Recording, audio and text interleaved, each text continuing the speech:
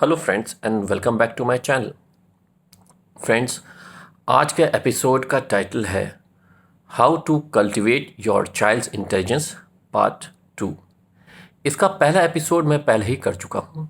जिन लोगों ने वो एपिसोड नहीं देखा है, मैं रिक्वेस्ट करूँगा कि पहले आप वो एपिसोड देख लें, बिकॉज उसमें मैंने step 1 triggering the imagination of the child के बारे में बात किया है और मैंने उसको काफ़ी डिटेल में बताया है, कैसे इम्प्लीमेंट करना है वो भी बताया है और कुछ एग्जाम्पल्स भी दिए हैं उसको एक्सप्लेन करने के लिए। होपफुली जिन लोगों ने वो एपिसोड देखा है उन्होंने अपने बच्चों के साथ ये स्टार्ट कर दिया होगा ये प्रोसेस, और इसलिए आज मैं लाया हूँ पार्ट 2 जो आज का एपिसोड है वो उसमें मैं 2 स्टेप्स, और ये दोनों स्टेप्स बहुत इंपॉर्टेंट हैं जो मैं डिस्कस करने वाला हूँ आपसे। और पहला स्टेप जो है वो उतना टेक्निकल नहीं है, दूसरा वाला थोड़ा टेक्निकल है, बट यस ये दोनों स्टेप्स हम लोग इम्प्लीमेंट कर सकते हैं एंड इससे जो थिंकिंग है आपके बच्चे की वो काफ़ी इम्प्रूव होगी। तो स्टेप 1 जो है उसको मैं बोलूँगा, मैं उसको इनफैक्ट रिफ़र करता हूँ as flex thinking. Flex thinking मतलब फ्लेक्सिबिलिटी इन थिंकिंग। आपने ये ऑब्ज़र्व किया होगा जो बच्चे स्कूल जाते हैं उनको एक पर्टिकुलर पैटर्न में पढ़ाया जाता है, वो चाहे कोई भी सब्जेक्ट हो, वेदर ये साइंस सब्जेक्ट्स हों या नॉन साइंस सब्जेक्ट्स हों। फॉर एग्ज़ाम्पल अगर वो मैथ्स कर रहे हैं तो उनको एक पर्टिकुलर वे में, एक पर्टिकुलर मेथड से प्रॉब्लम्स सॉल्व करना सिखाया जाता है, और शायद टीचर्स एक्सपेक्ट भी यही करते हैं कि उसी मेथड या उसी प्रोसेस से वो सवाल को सॉल्व करें।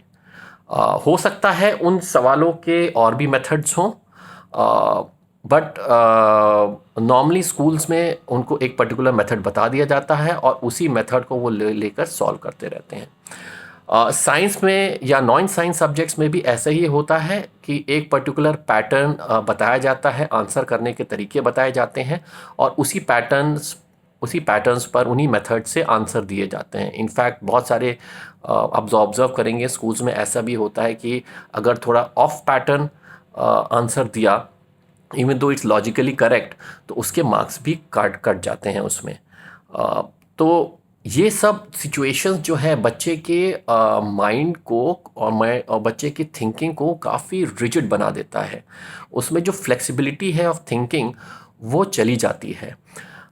एक सवाल को सॉल्व करने के मे बी 2-3 तरीके होते हैं, बट वो फिर अलग अलग डायरेक्शंस में सोचना बंद कर देता है। वो एक ही तरह से सोचता है जो उसको सिखाया गया है स्कूल में, या एक तरह से वो आंसर करने की कोशिश करता है। कोई भी सब्जेक्ट हो वो अलग अलग डायमेंशंस में सोचना बंद कर देता है, और जब रिजिडिटी आ जाती है थिंकिंग में और फ्लेक्सिबिलिटी गायब हो जाती है, then the mind is not very fertile and not mind is also not very imaginative. ये पावर वो लूज़ करने लगता है। The fertility of the mind, the imagination of the mind, ये जाने लगता है कहीं ना कहीं, और फिर सारा फोकस रहता है उन मेथड्स या उन प्रोसेसेस पे जो स्कूल में सिखाए जाते हैं।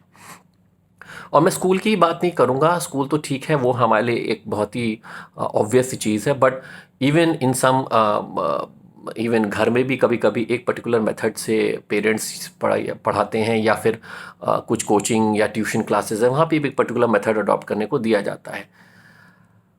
तो ये एक मेजर इशू है, और हमको फोकस क्या करना है कि एज लॉन्ग एज लॉजिकली कोई भी चीज़ करेक्ट हो, और बट वो 2-3 मेथड से की जा सकती है, तो उस चीज़ को हमको प्रोत्साहित करना है। इसको कहते हैं फ्लेक्सिबिलिटी इन थिंकिंग। सो सबसे इजी होता है ये करने के लिए if we start with some non science subjects, जहाँ पर आप कोई भी, जैसे फॉर एग्जांपल हिंदी लिटरेचर हुआ, मराठी लिटरेचर हुआ, इंग्लिश लिटरेचर, कोई भी लिटरेचर हुआ जो उसकी क्लास में जो लिटरेचर पढ़ाया जाता है उनमें कई सारी स्टोरीज़ होती हैं, उनसे आप स्टार्ट कर सकते हैं। उसमें हर एक स्टोरी में बहुत सारी सिचुएशंस होती हैं, सीक्वेंसेस होते हैं, और हर एक सिचुएशन और सीक्वेंस का आप अपने बच्चे से कह सकते हैं कि वो मल्टीपल इंटरप्रिटेशंस थे, यानी एक सिंगल इंटरप्रिटेशन नहीं है of a situation, but he should come up with multiple interpretations. वो उसके लिए आसान होगा। जब वो धीमे धीमे इस इंटरप्रिटेशंस को देना शुरू करेगा, तब आप साइंस सब्जेक्ट्स में भी इसको इम्प्लीमेंट कर सकते हैं। कोई भी साइंस का कॉन्सेप्ट है जिसको आप बताते हैं, या जिसको जो बच्चा पढ़ रहा है वो साइंस का कॉन्सेप्ट, उससे उस कॉन्सेप्ट के 2-3 इंटरप्रिटेशंस पूछिए। एक ही इंटरप्रिटेशन मत पूछिए, उसको बोलिए कि अगर वो एक कोई इंटरप्रिटेशन देता है तो उसको बोलिए और क्या क्या हो सकता है, और इसमें क्या क्या थिंकिंग हम कर सकते हैं, और उसको मल्टीपल ऑल्टरनेटिव्स, मल्टीपल इंटरप्रिटेशंस के साथ सोचने दीजिए। And let him write down those interpretation that he has in mind. तो और समरी के फॉर्म में वो लिख सकता है। नॉर्मली क्या होगा, what you will observe is कि जब कोई कॉन्सेप्ट के मल्टीपल इंटरप्रिटेशंस देना शुरू करता है बच्चा, तो इनिशियल स्टेजेस में वो शायद मल्टीपल इंटरप्रिटेशंस के तौर पे आपको वो एग्जांपल्स कोट कर सकता है, वो एनालॉजीज दे सकता है। कोई भी फिनोमिनन है जिसके बारे में वो आपको समझा रहा है, वो किसी दूसरे फिनोमिनन से रिलेट कर सकता है। एंड थर्ड है कि वो प्रॉपर एक्सप्लेनेशन दे सकता है with another way of explaining the same logic. So ऐसे ऐसे वो स्टेप्स फॉलो कर सकता है। सो ये हम नॉन साइंस सब्जेक्ट से चालू कर सकते हैं और धीमे से साइंस सब्जेक्ट्स में ट्रांजिशन कर सकते हैं। ऐसा भी हो सकता है कि फॉर एग्जांपल एक आपने स्टोरी पढ़ी है और वो स्टोरी पढ़ने के बाद आप उसको बोलें कि इसका कोई समरी लिखो, what he has understood from this story. उसके भी वो मल्टीपल इंटरप्रिटेशंस लिख कर दे सकता है। जितना ज़्यादा आप उसको ऑल्टरनेटिव थिंकिंग या मल्टीपल इंटरप्रिटेशंस, एक पर्टिकुलर स्टोरी, एक पर्टिकुलर कॉन्सेप्ट पे फोकस कराएंगे, उतना ही उसका दिमाग फ्लेक्सिबल होगा। वो जो रिजिडिटी बिल्ट इन हो रही है वो चली जाएगी, and the fertility of the mind is also retained in the process. अगर मैं इसका उदाहरण दूं जो मैं आपको बताना चाहता हूं, तो इसका उदाहरण ये हो सकता है, फॉर एग्जांपल अभी काफ़ी दिन पहले मैंने एक स्टोरी सुना रहा था एक ग्रुप ऑफ किड्स को, और उसमें एक स्टोरी, वो एक सिचुएशन आता है जहां पर जो बच्चा है उसकी मदर उसको एक बाथटब में रख कर चली जाती है। वो अकेला है और उस टाइम पे बाथटब में उसके पैरों के पास एक स्नेक आता है, एक सांप आता है, और वो बच्चा ज़ोर ज़ोर से पैर चलाने लगता है। नाउ जब भी मैंने इन बच्चों से पूछा कि वो बच्चा स्नेक सांप देखकर अपना पैर क्यों चला रहा है, तो उसके अलग अलग बच्चों ने अलग अलग इंटरप्रिटेशन दिए। किसी ने बोला कि वो सांप से डर के ज़ोर से पैर चलाए, इसमें पानी की छींटें सांप पे गिरे और भाग जाए। फिर दूसरे बच्चे ने बोला कि सांप देखकर वो इतना डर गया था, उसकी आवाज़ नहीं निकल रही थी, तो वो ज़ोर से पाँव चलाने लगा, जैसे पानी की आवाज़ उसकी मदर तक जाए और उसकी मदर भागते हुए आए कि क्या हो गया है, क्या प्रॉब्लम है।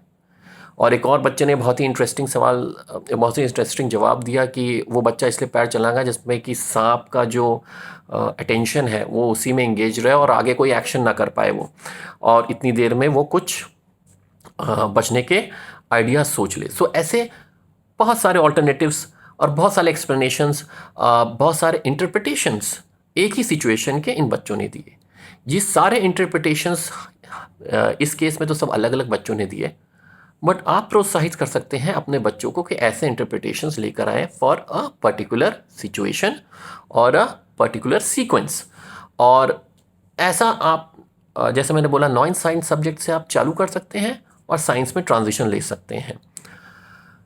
इससे उसका जैसे मैंने बोला, दिमाग की में थिंकिंग की जो फ्लेक्सिबिलिटी है वो और बढ़ेगी।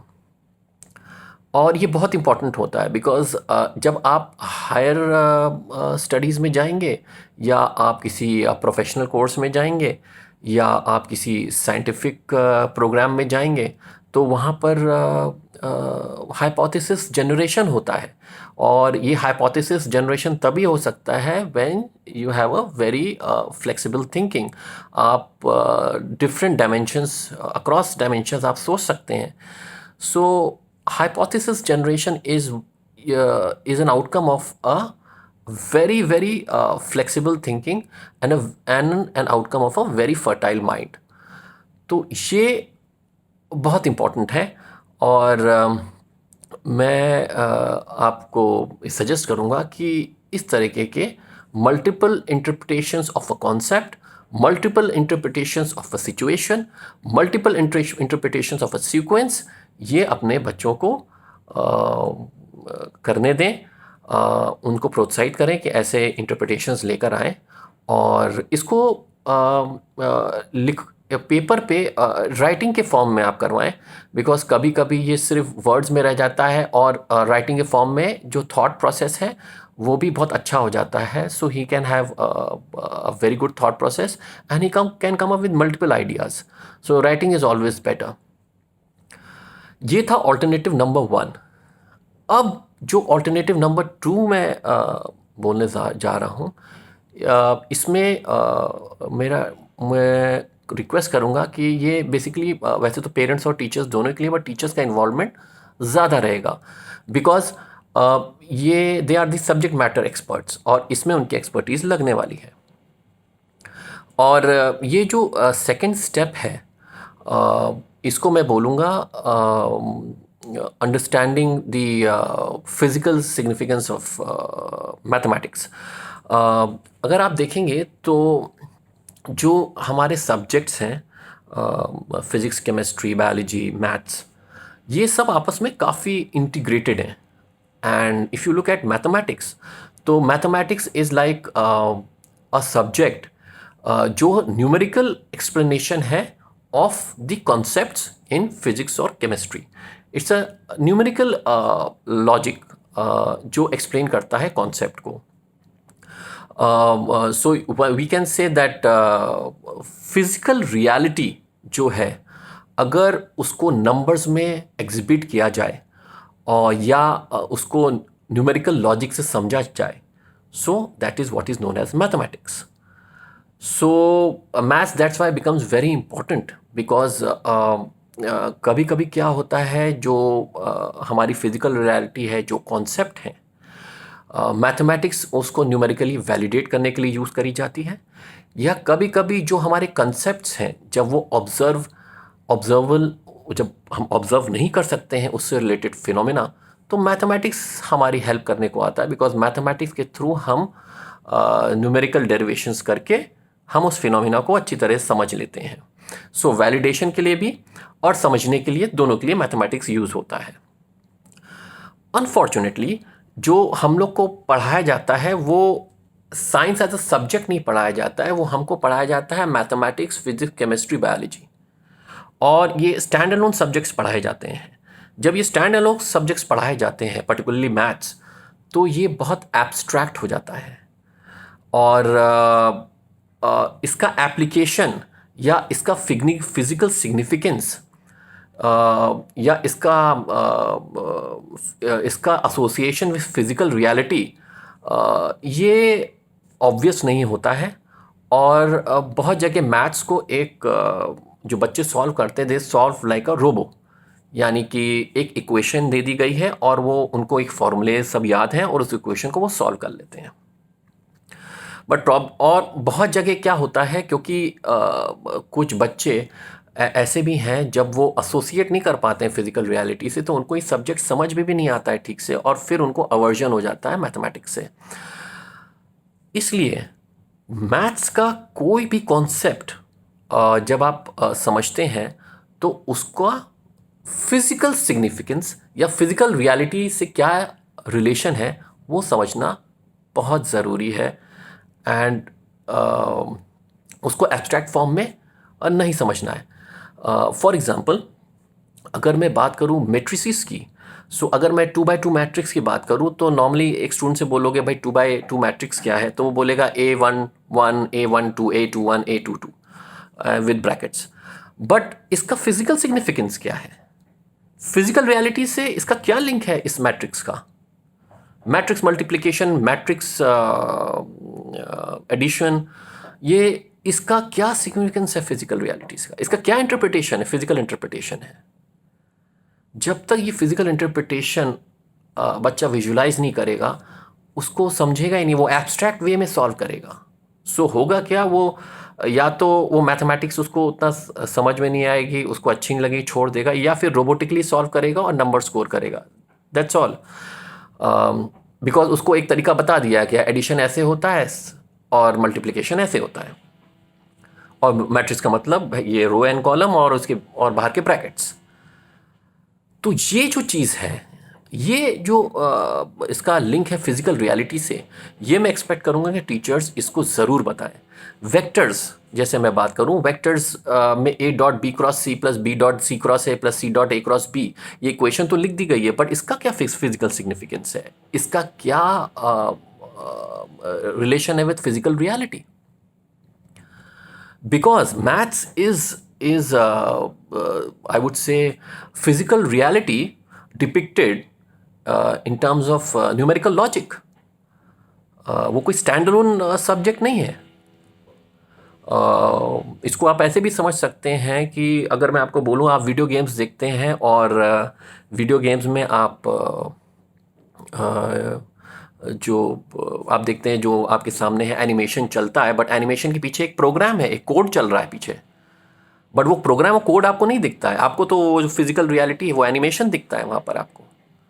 सो इसी तरह सोचिए मैथ्स का भी ऐसा ही है, नंबर्स हैं but numbers depict physical reality, और ये रिलेशन हमको बिठाना बहुत ज़रूरी है for people, for children to understand. एक और मैं आपको एग्जांपल देता हूँ। अगर आप देखेंगे, आपने मूवीज़ में भी देखा होगा, कहीं पढ़ा भी होगा, कहीं देखा होगा कि साइंटिस्ट बहुत लंबी लंबी इक्वेशन लिखते हैं, बहुत सारे नोटेशंस हैं इसमें, बहुत सारे मैथमेटिकल ऑपरेटर्स हैं, बहुत सारी मैथमेटिकल फंक्शंस हैं, और बहुत लंबा इक्वेशन है अक्रॉस द बोर्ड, आपने देखा होगा। अगर आप मूवी देखेंगे इंटरस्टेलर, उसमें भी जो मर्फ है वो इक्वेशन सॉल्व करने की कोशिश करी, जो इतनी बड़ी इक्वेशन है जो अक्रॉस द बोर्ड है, बट वो हमको और आपको लगता है कि वो बहुत डिफ़िकल्ट इक्वेशंस है। वो जो लिख रहा है वो इक्वेशंस को, वो बहुत इंटेलिजेंट है और ये सिर्फ साइंटिस्ट ऐसे कर सकते हैं, या उन्होंने बहुत किताबें पढ़ी होंगी तब वो ऐसी इक्वेशन लिख पाए। वो ऐसा नहीं है। अगर आप उन इक्वेशंस को ध्यान से देखेंगे तो उसमें जितने भी ऑपरेटर्स हैं, उसमें जितने भी फंक्शंस हैं और जितने भी पैरामीटर्स हैं, उनका रिलेशन है फिजिकल रियलिटी से।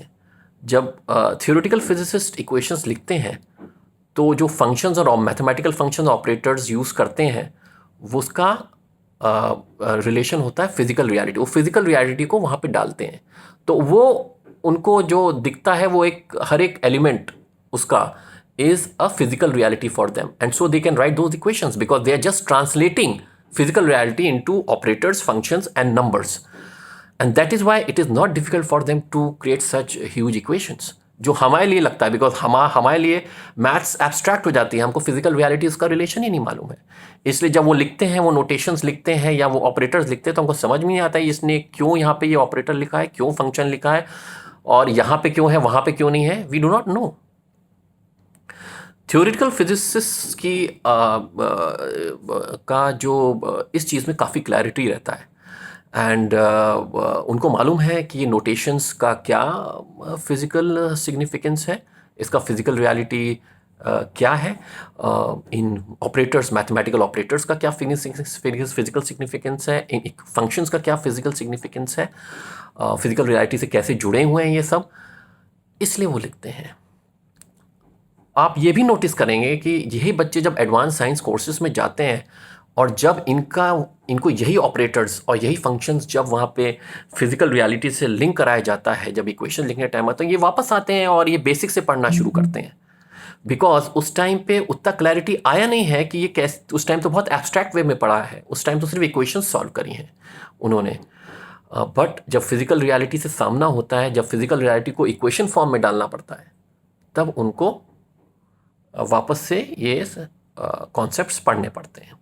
इसलिए टीचर से मैं रिक्वेस्ट करूँगा कि आप मैथ्स को फिजिकल रियलिटी से लिंक करें, इसके कॉन्सेप्ट्स को लिंक करें, इसमें जो मैथमेटिकल ऑपरेटर्स हैं उसको भी लिंक करें, मैथमेटिकल फंक्शंस हैं उसको भी फिजिकल रियलिटी से लिंक करें, एंड आपको इसमें ट्रिमेंडस दिखेगा कि बच्चा काफ़ी बेनिफिट कर रहा है, because again it's about visualisation. वो विजुअलाइज कर करके सॉल्व करेगा मैथमेटिक्स, और क्योंकि उसको मालूम है फिजिकल रियलिटी का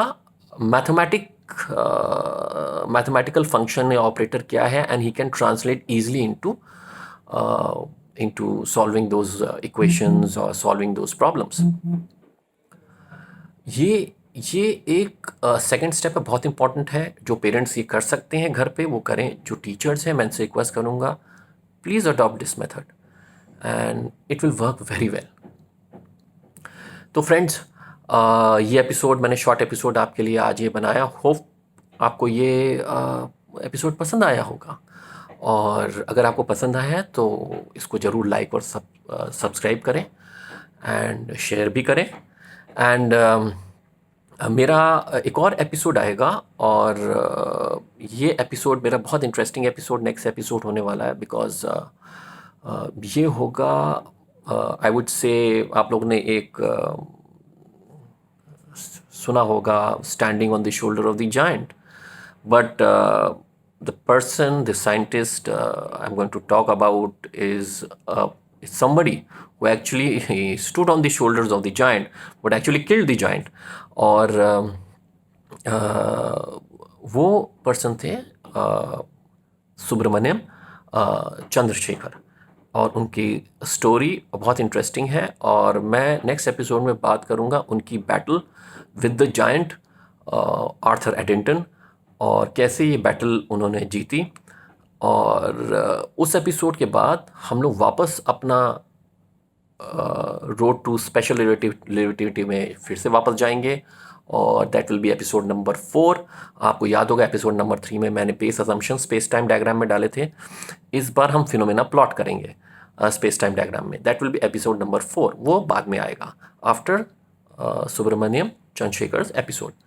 So stay tuned and hopefully you'll find it interesting, some learnings, and till then, all the best. Goodbye.